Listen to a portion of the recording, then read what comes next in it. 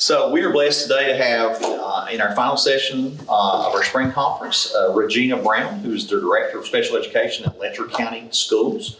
She's going to be presenting on the ins and outs of Infinite Campus and how we use that database to track student information throughout the year. Regina. There's so many of you here. Tell us who you are and where you're from. Hi, I'm Esther Wright, and I work at the Pike County Central High School. Okay. Chastity, I know. Tell her where you're from. We like management. I'm Chastity Craft, and I'm the literacy consultant at KJ. Nice to meet you. Nice to meet you. Well, I'm originally from Letcher County, and she used to be my boss. Oh. taught her everything she knows. She really did. So this is my 34th year, Wow. It's my And- second. and I have went from the age of writing IEPs by hand in triplicate to probably 3 versions of some online special ed program until the state of Kentucky moved to Infinite Campus. And so I have been on the CGIC team, which is the Special Ed Administrators, I don't even know what they stand for now, but on Infinite Campus, for Infinite Campus for the state since its formation. And I'm now their historian because I've been on it since the beginning. I'm the only remaining original member. And so they opted to let me be the state historian for Infinite Campus now. I don't know why, but I guess I'm the loudest wheel that gets a lot of the oil because I squeak about it. But And may I say, Regina's done a terrific job representing us.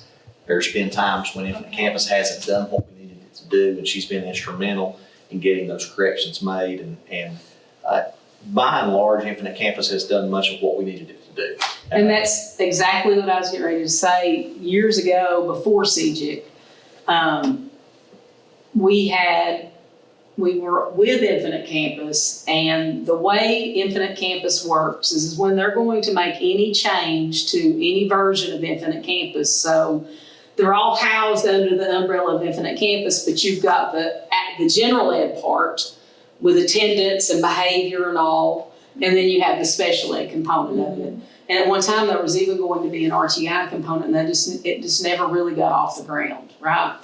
And so the way it works now and the way it was supposed to work is that when changes are made, there are districts throughout the state. There are small population districts, medium population districts, and large population districts that are asked to be staging districts. For instance, a few years ago, Breathitt County, when Wayne was there, was a staging district. And so they get the new version with all the updates in it in a sandbox or a play world to work with and see if there are kinks in it that need to be fixed before it rolls out to the whole state. And so before it can roll out, it has to be approved by Greta. So whoever's in Greta's position has to roll that out. Well, was it 93? Yeah. In 93, the evils of Infinite Campus occurred. Not at Infinite Campus's fault necessarily, but it didn't go to staging districts, and Infinite Campus had a statewide update that really went bad, and it flopped.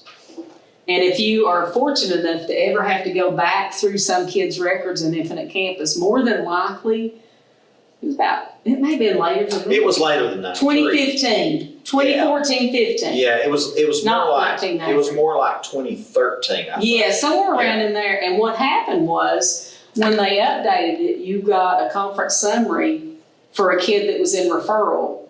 And then within that conference summary, you also had the next conference summary. And it had the same date on it for when you did the placement meeting.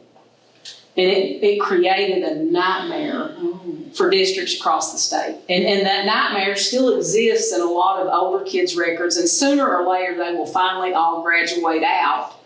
And the younger generations will never have to see the iteration of Infinite Campus that we all have known to hate. Do you want to give the card? Yeah, give that card, Esther, the card that you had your name, give that to her. Okay.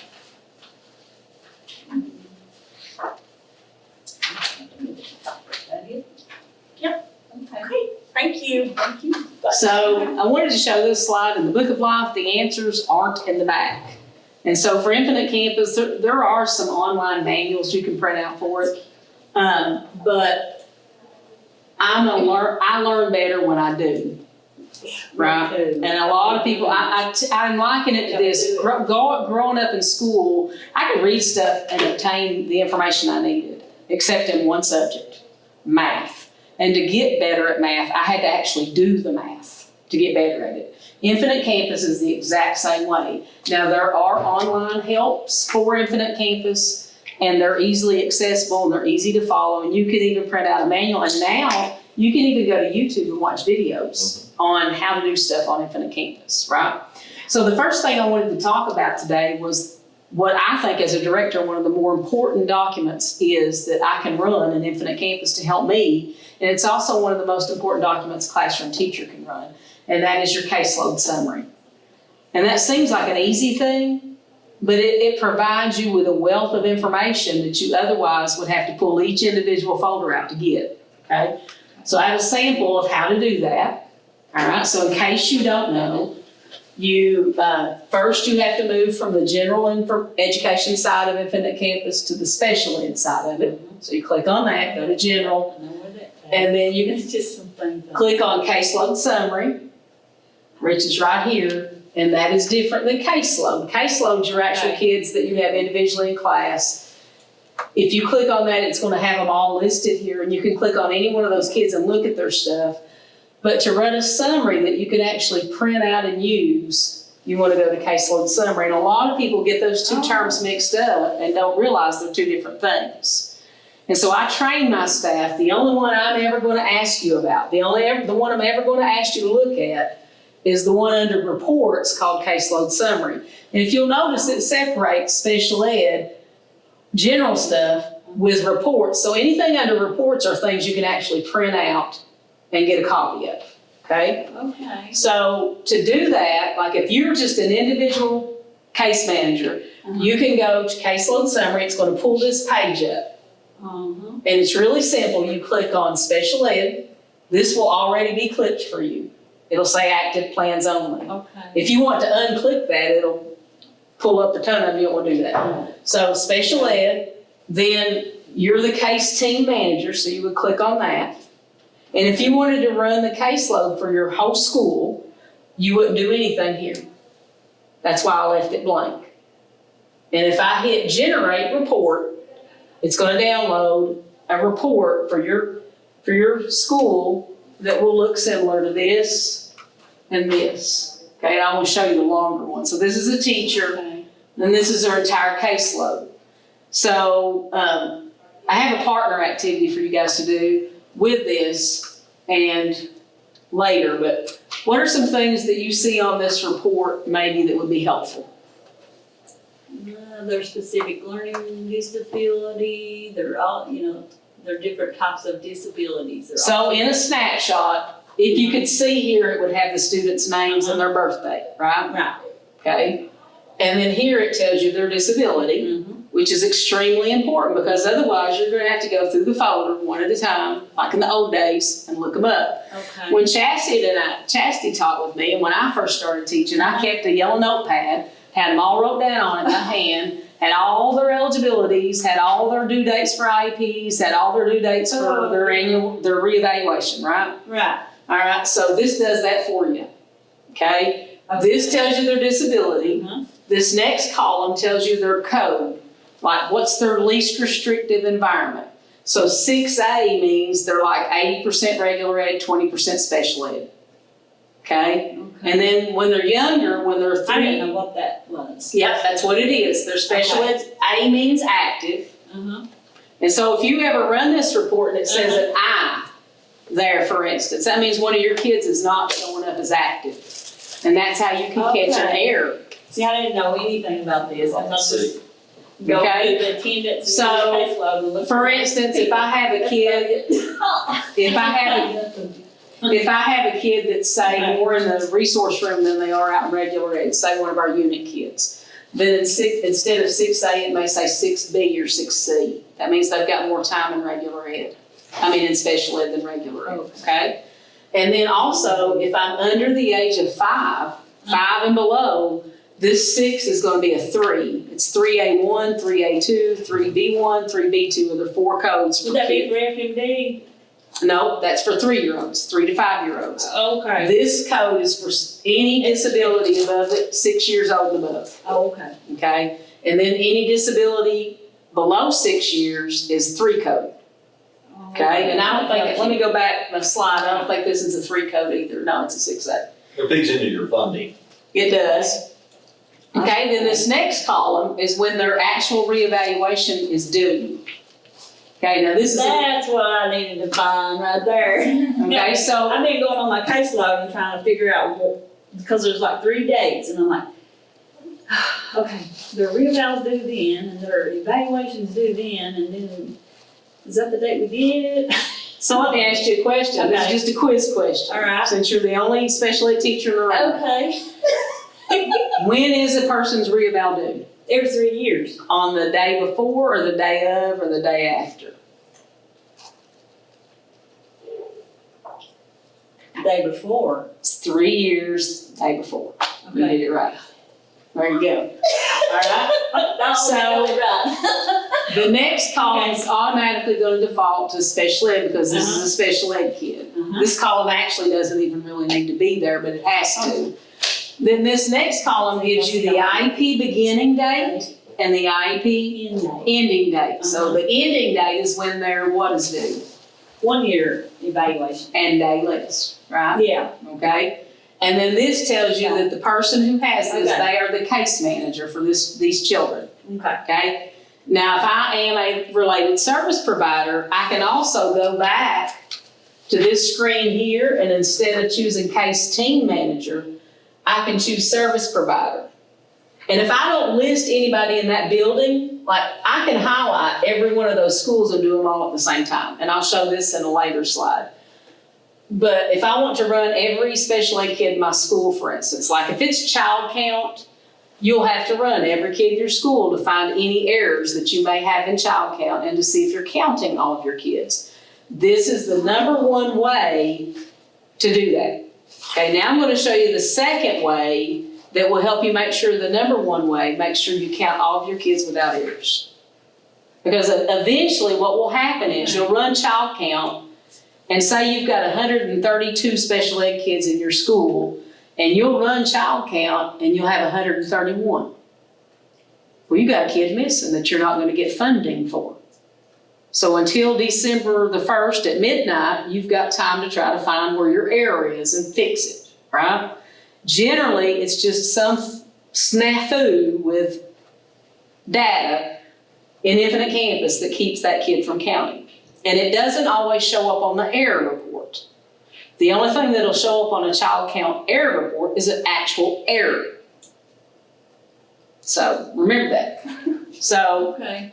then, so the next thing I can run that can help me find kids is Active Search. So on that tab for Infinite Campus, you see how it's got an index and a search tab. So instead of being in the index part now, I'm going to click on the search part. I'm going to click on Advanced Search, and then this gray screen is going to pop up. And this is the coolest screen in Infinite Campus to work with. And so if you want to just look up kids that are in the 8th grade with an active IEP, then you choose 8th grade, active, and search. And then every kid that's in 8th grade with an IEP will pop up over here. So let's say that you've ran your caseload and you've read your child count error report, there's kids missing, and you can't figure out who they are. So what you do is you then run Active Search for your whole school. So you would just come to this, click Active, and search. It's going to pull every child at that school with an active IEP right here. And if you'll notice, there's toggle up there. There's more pages. There's like 5 pages for this school. I've got 83 kids showing up in special ed. And what if your child count said 80? Or what if it said 81? Or what if it said 85? And they don't match. So every year during child count season, kind of like rabbit season, squirrel season, deer season, I run Active Search and I run caseload every single day, sometimes multiple times a day, to make sure they match. Because more than likely, when you run caseload, there might be an overlapping IEP that's not been ended, not been locked. okay? More than likely, if this is off, the telltale to this and being off will be two things. Number one, they'll be in red, meaning they're no longer enrolled in that school. And that's easily fixed by someone who has rights to go to the enrollment tab and fix it, okay? Okay. So the other one though is that you've had somebody enroll in your school that was active for special ed and nobody caught them. And that happens more than you know. Like, we all live in an area where kids move frequently. The flood caused kids to move more frequently because their housing's changing often. So in our district, Chastity taught at Martha Jane and I taught at the high school.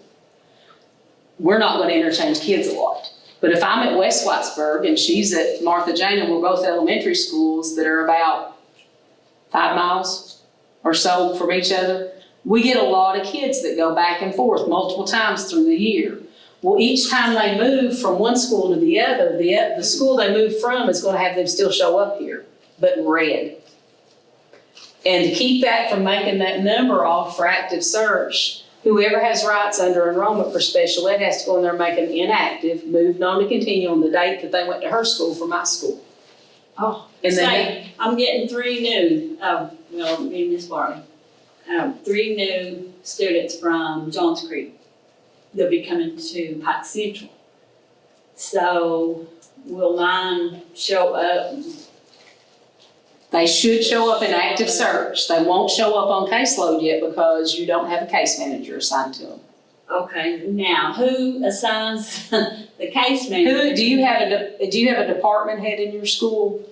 Like a special ed Oh, department head? Jason Humphreys. It's, Oh, okay. it's probably that person or Okay. Lola from the central office that does it. Okay, because I was wondering how do am I? And that's honestly, we had a kid that'd been with us for 2 months and didn't know. They also have area coordinators or diagnosticians that are in charge of certain Oh, schools. okay, so they'll. So But they wouldn't know that information necessarily because they don't deal with Infinite Campus probably. No, they do, Do they? Yeah, I'll say Okay. they do. They All right, so 2 key things for finding errors on child count or errors on schools to make sure you're serving the kids the way you're supposed to be serving and who you're supposed to be serving is caseload summary and active search, okay? Okay. Now, I want you to look at At least this. I'm knowing it better I'm than. gonna let you and Chastity kind of do this activity. Okay. I want you to look at this and tell me, Okay. first of all, are there any students on this page that are due for reevaluation?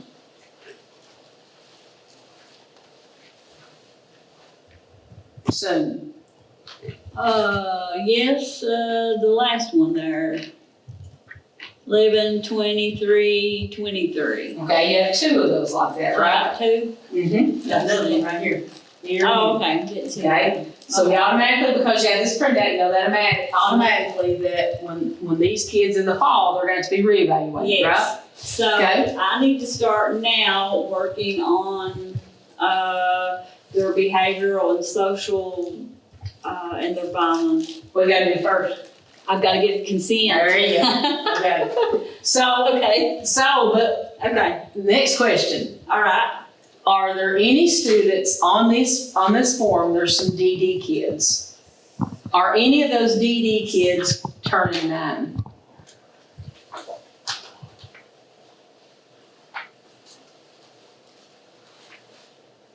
I have to go over to the birthday now. Uh-huh. Okay, the reason I said that is, can I just look at this? Can I just look at this on DD kids?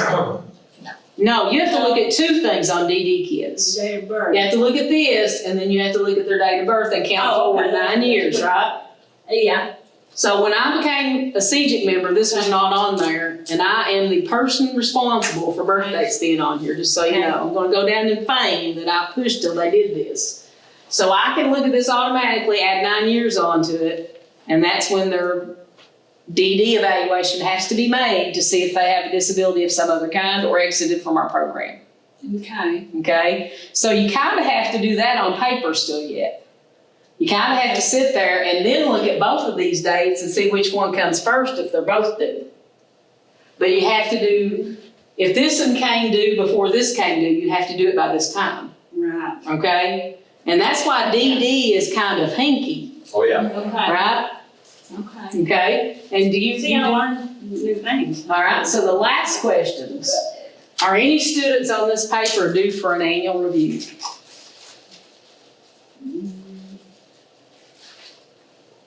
Let's see.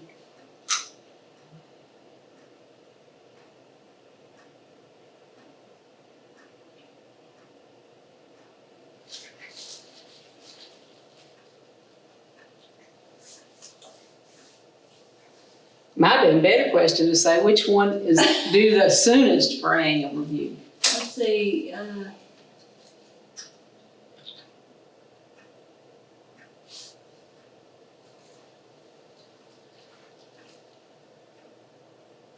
Right here. October the 11th, okay. 2023. This will be the first one that will be due. And actually, do your math there. Where they at? Oh, the. Here's what I gotta do. 14 to 15, 15 to 16, 17, 18, 19, 20, 21, There'll be 9. 22, 23. So they're gonna be 9 on October the 25th. Yeah.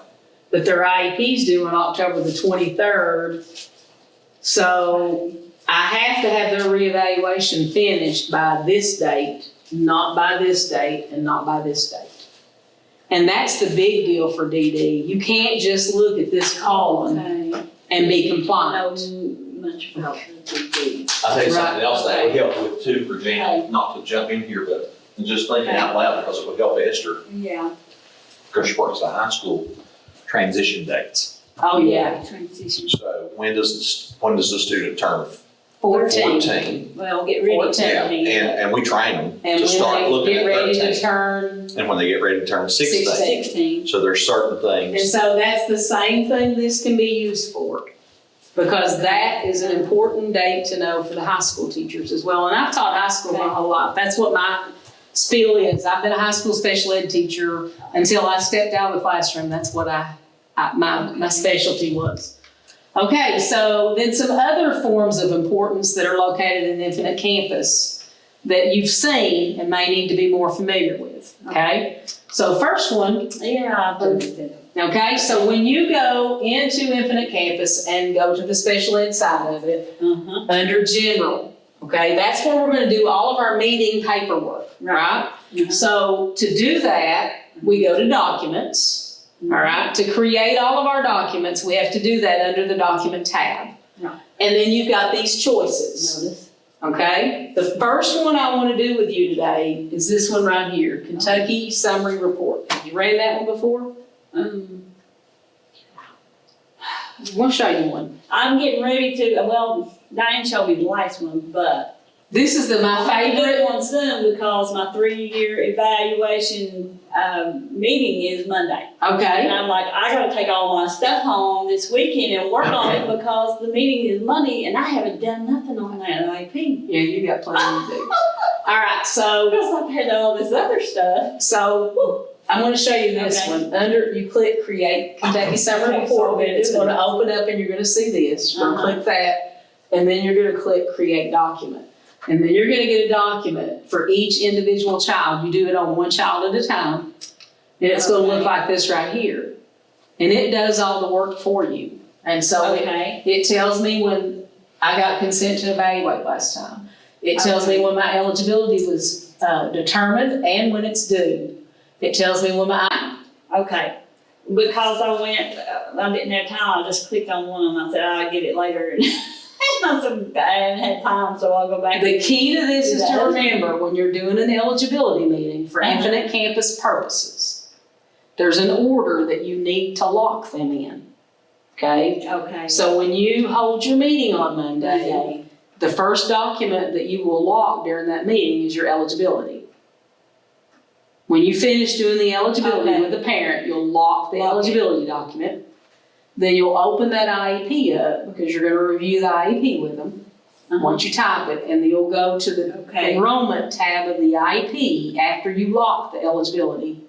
And you'll click fetch or whatever it says there, and it's gonna pull that new eligibility to their IEP and update their due date. Okay. And if the disability, for instance, changes, it's gonna bring that new disability up to that IEP. And then as an ARC, if the LRE stays the same, it'll still be whatever it was. But if you decide they need more or less time in the resource room, or more or less time in regular ed, you would update that LRE code and save it. And then once you finish that IEP and lock it, it's updated the eligibility for your caseload.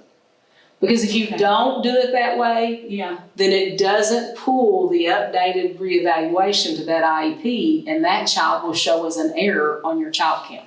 Ooh, okay. Okay? So the order would be lock eligibility first, then fetch the enrollment to the IEP, then you can lock everything after it's over with. But that one you have to kind of lock to pull to the IEP before you print it out. Okay, Okay? It's kind of big. okay. And then the other one, create new plan, would be your IEP. Okay? Okay, That's where you get your IEP, and then you would click that box and click create document. gotcha. Okay? And then, Now I'll learn something Yeah. else. and then I can get that done today when I get home. I'll give you something to help you here in a minute too. So then, another thing I wanted to show, and we had a assistant director in here a few minutes ago, you don't have access to these.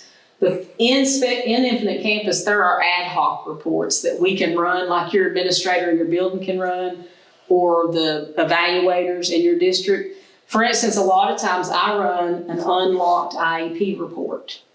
And it tells me every IEP in every building that is unlocked. If IEPs are unlocked during child count, the kid is not counted. They have to be locked or they can't be counted. And so you'll have, you probably got emails from Harvey. Lock. Make sure your IEPs are locked. Make sure your IEPs, and then this year added by March the 15th, all IEPs had to be for sure locked Mine's still because of testing accommodations like Mine's still locked. your DAC, your district DAC, which Yeah. is, I don't know who your all's is, but my DAC came to me and said, make sure you tell your staff to have all their IEPs locked on the 15th. And so after I told him that, I ran an unlocked IEP report to make sure they were all locked. And if they weren't, I locked them. Because all of the accommodations pull that day and they're populated in those kids' testing assessment information. Anything after the March date that they did that has to be manually entered in by the DAC in the building, which in most cases is your guidance counselor.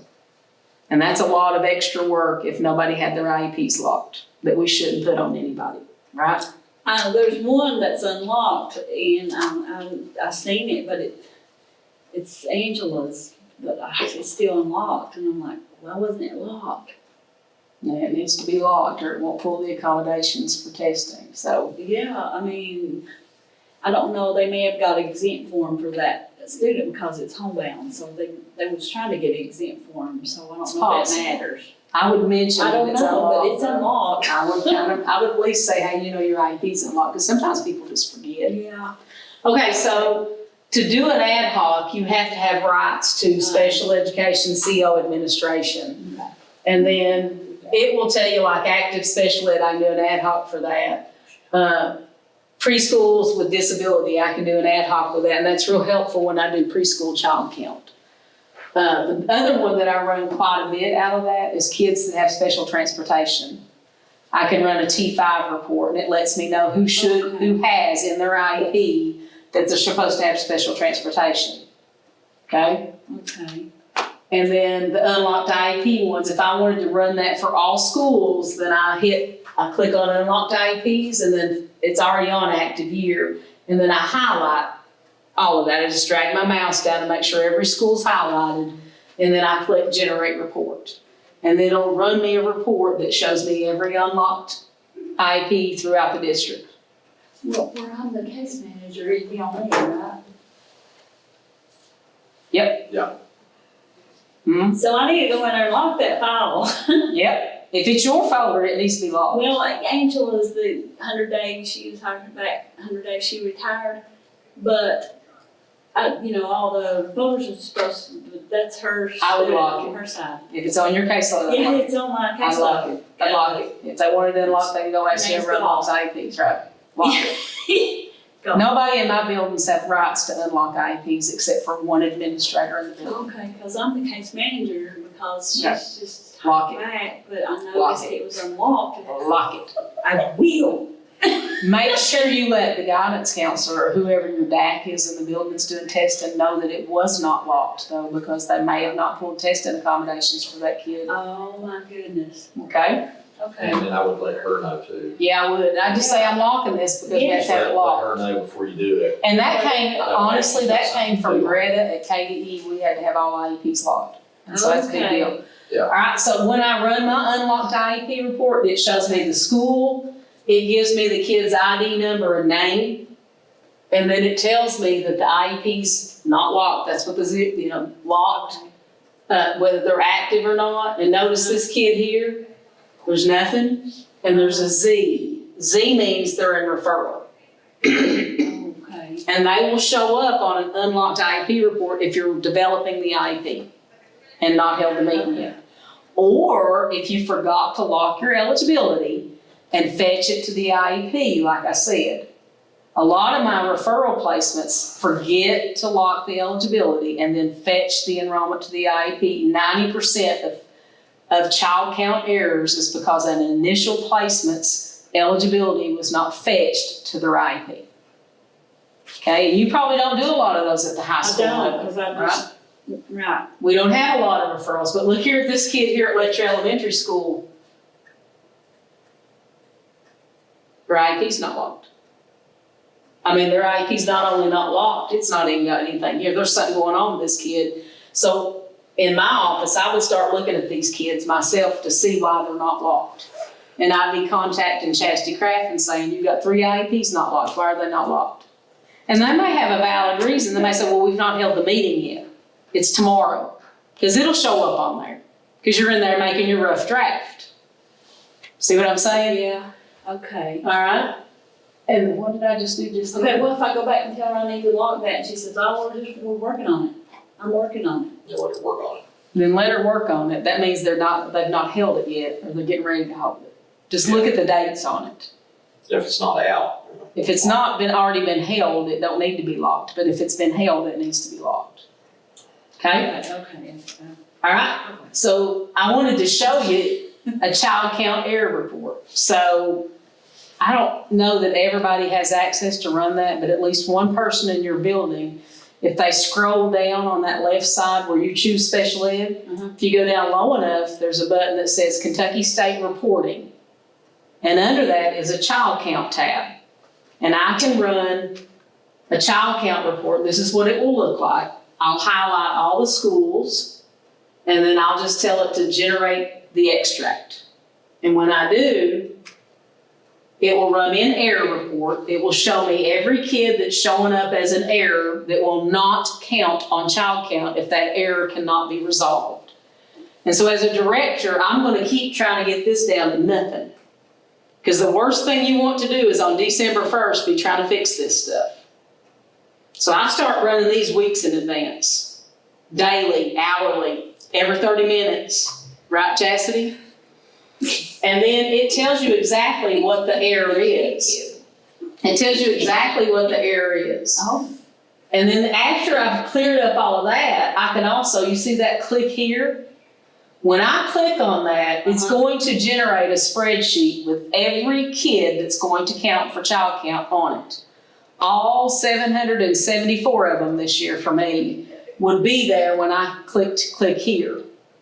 And at the bottom, you look at that last one and subtract a number because there's a column at the top. So if it said 775 and I had 774, woohoo, I'm counting all my kids, right? But if that number doesn't match your active search that I told you about earlier and doesn't match your caseload summary, then you ain't counting all your kids. Okay. And it's a detective's job to figure out why sometimes. And it takes a village. Because I can look at those numbers a million times and then somebody else will catch some I've looked all day for. But there's been times I've had to print caseload summary out, and used to you could print active search out, but you can't now. So someone has to sit at the computer and call them off one at a time, and then somebody else has to have the caseload summary spread out and have to mark them off alphabetically as you call them off. And Regina, keeping clean data Yes. is a is something that needs to happen with each teacher, Yes, because it really impacts your child count, it your does. funding, and your jobs that are available, and your. And I'm OCD, and I'll show you why in a minute, but,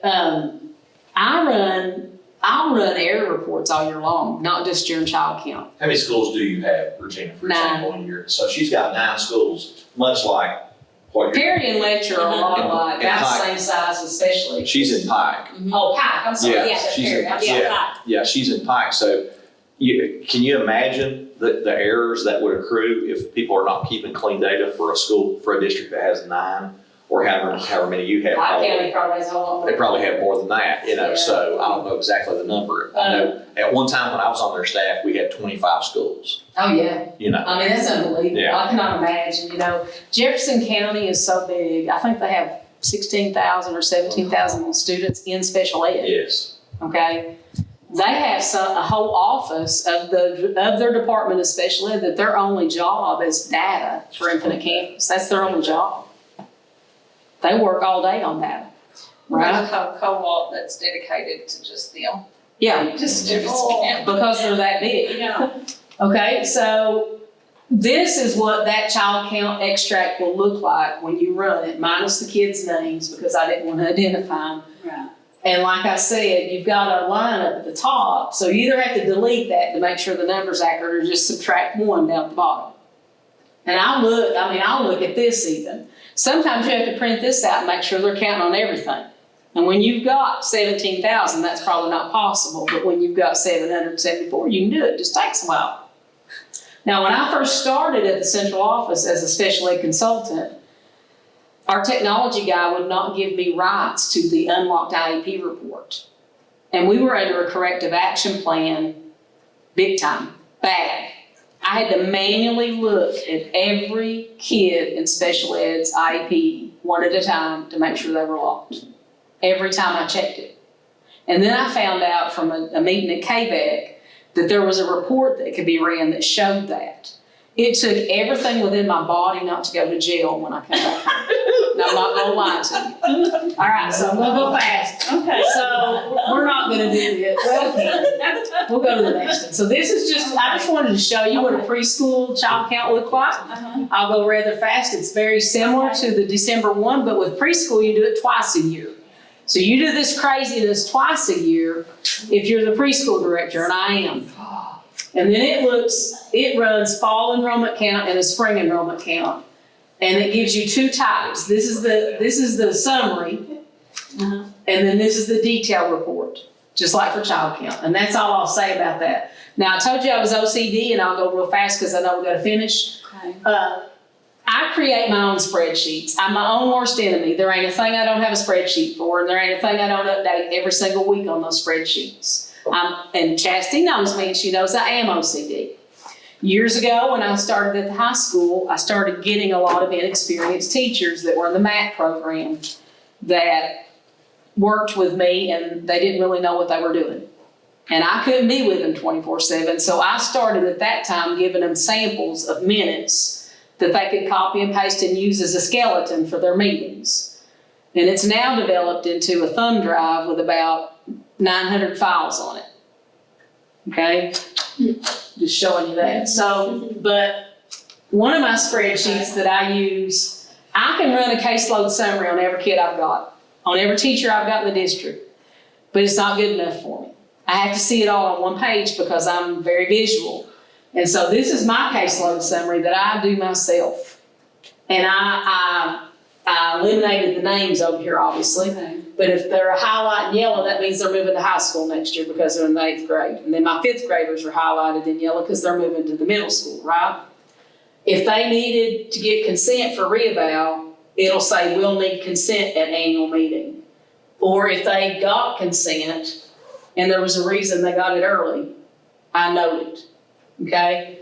And then when they're due for reeval, and what their disability is, and who the case manager is. And then, this is important, and I'll show you that in a minute, who the related service providers are, and when they turn 9 if they're DD. I go ahead and tell them when they turn 9. I tell them when their consent to evaluate needs to be obtained. And then I do that for referrals. If we've got kids in the RTI process for SWAT, then I know who, I know what for, I know who's gonna be doing it, I know what tiers they're in, I know when their referral date was. I calculate their 60 days for them and I update it if we miss school or if we add days. And then when they don't place or they place, I let them know that, and then I tell them when they're home, the meeting and what time. I am OCD. And I know that's a lot of work, but it's kept us from not missing a timeline at all. And on the referral sheet here, I didn't make a copy of this, but this complete is every referral that's been finished in my school district since this year started for my indicator 11 report that the directors have to do for referrals every year. And it tells all the information that's required on that indicator 11 report, so I can just pull it over to that report once we audit those folders.